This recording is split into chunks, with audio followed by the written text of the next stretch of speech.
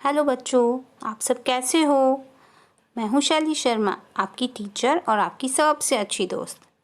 क्या आप जानते हो आज हम कौन सी कहानी सुनेंगे? तो बच्चों, आज की कहानी का नाम है हाथी और भेड़िया। बच्चों, आज की कहानी है एक ताकतवर हाथी और भेड़िया की। हाथी बहुत ताकतवर था, परंतु भेड़िया उसे अपनी बुद्धि के बल पर हरा देता है। तो ये कहानी है सुंदरवन के घने जंगलों की, जहाँ गजराज नाम का एक बड़ा ही ताकतवर हाथी रहता था। वह हाथी जहाँ से भी गुजरता था हाहाकार मच जाता था।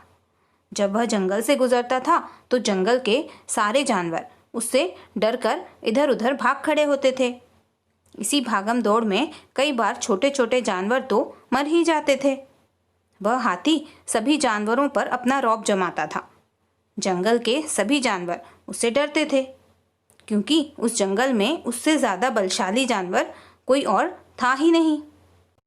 परंतु उस जंगल के भेड़ियों को हाथी की ये दादागिरी अच्छी नहीं लगती थी। उनके बहुत से छोटे छोटे बच्चे हाथी के कारण अपनी जान गंवा चुके थे। इस कारण उन्होंने हाथी से बदला लेने का फैसला किया। उन भेड़ियों का जो सरदार था, उसने हाथी से बदला लेने का एक प्लान बनाया। उन सब ने सोचा कि यदि हम अपनी योजना में सफल रहे तो हाथी का मांस भी कई दिनों तक खाने को मिलेगा और हाथी के इस हाहाकार से हमेशा के लिए छुटकारा भी मिल जाएगा। यही सोचकर उन सब भेड़ियों ने हाथी को मारने का निश्चय किया। परंतु इतने बड़े हाथी को अपने जाल में फंसाना बिल्कुल आसान नहीं था। परंतु उनमें से एक बूढ़े भेड़िए ने कहा कि मैं अपनी बुद्धि से इस हाथी को सबक सिखाकर ही रहूंगा। तो सभी भेड़िए इसके लिए तैयार हो गए। भेड़िया तो वैसे ही बहुत चालाक जानवर होता है। तो वह भेड़िया हाथी के पास गया और बोला, प्रणाम महाराज, आपकी कृपा हम पर सदा बनी रहे। तो हाथी बोला, कौन हो भाई, यहाँ क्यों आए हो? मैं तुम्हें नहीं जानता। तो भेड़िया बोला, महाराज मैं आपका सेवक हूँ, मुझे जंगल के सभी जानवरों ने आपके पास भेजा है। जंगल के सभी जानवर चाहते हैं कि आप हमारे राजा बनो। वैसे भी आपसे ज़्यादा ताकतवर जानवर तो इस जंगल में कोई और है ही नहीं। तो भेड़िए ने बड़े ही मासूमियत के साथ कहा कि हम सब जानवर चाहते हैं कि आप ही हमारे राजा बने। सबने आपके राजा बनने का मुहूर्त भी निकाल लिया है। क्या आप राजा बनने के लिए तैयार हैं? तो राजा बनने की बात सुनकर हाथी बहुत खुश हुआ। राजा बनने की बात सुनकर भला कौन खुश नहीं होगा। उसकी खुशी का तो ठिकाना ही नहीं रहा और वह हाथी बिना कुछ सोचे समझे उस भेड़िए के साथ चल पड़ा। भेड़िया जानबूझकर हाथी को ऐसे रास्ते से ले गया जहां पर दलदल था। वहां ऊपर ऊपर तो पानी दिखाई देता था, लेकिन नीचे दलदल था और हाथी तो राजा बनने की खुशी के कारण कुछ देख ही नहीं पा रहा था। और भेड़िया हल्का शरीर होने के कारण वहां से जल्दी से निकल गया। परंतु हाथी का भारी शरीर होने के कारण उसने जैसे ही उस पानी में कदम रखा, वो दलदल में फंसता चला गया। हाथी ने मदद के लिए भेड़िए को आवाज भी लगाई, परंतु भेड़िया उसे देखकर मुस्कुरा रहा था। उसकी मुस्कुराहट से ही हाथी को समझ में आ गया कि उसके साथ क्या चाल खेली गई है। तो बच्चों, मोरल ऑफ द स्टोरी ये है कि हमें कभी भी किसी की भी बात पर आंख बंद करके भरोसा नहीं करना चाहिए। हमें अपना हर फैसला सोच समझकर समझदारी से लेना चाहिए, वरना हमारा हाल भी उस हाथी जैसा ही होगा। तो बच्चों, आज की कहानी का नाम है हाथी और खरगोश। एक समय की बात है, एक जंगल में बहुत से जानवर रहते थे। गर्मियों के दिन थे, इस कारण सभी कुएं और तालाब सूख गए थे। पशु पक्षी प्यास के कारण तड़प तड़प कर मरने लगे थे। पानी न होने के कारण सभी पशु पक्षियों का बहुत बुरा हाल था। उसी जंगल के पास एक तालाब के किनारे हाथियों का एक दल रहता था। सूखा पड़ने के कारण उनका तालाब भी सूखने लगा था। उस तालाब को सूखते देखकर हाथियों को बहुत चिंता होने लगी थी। हाथियों के सरदार ने कहा कि मैं चाहता हूं कि अब हम इस जंगल को छोड़कर किसी दूसरे जंगल में चलें और वहां जाकर किसी बड़े से तालाब के किनारे अपना डेरा डालें, क्योंकि अब इस तालाब का पानी भी सूखता जा रहा है। यदि हम 2-4 दिन और यहाँ रहे तो प्यास से ही मारे जाएंगे। उसी तालाब के पास कुछ खरगोश रहते थे जो उस तालाब के पानी से अपनी प्यास बुझाया करते थे। खरगोशों ने जब वहाँ हाथियों को देखा तो उन्होंने सोचा कि अगर ये हाथी यहाँ आ गए तो हमारा जीवन तो खतरे में पड़ जाएगा।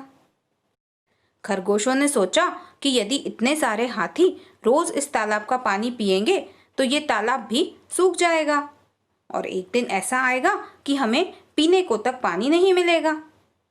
अब सभी खरगोश बहुत चिंतित थे। तभी खरगोशों का सरदार बोला कि हमें अब अपनी बुद्धि से काम लेना होगा।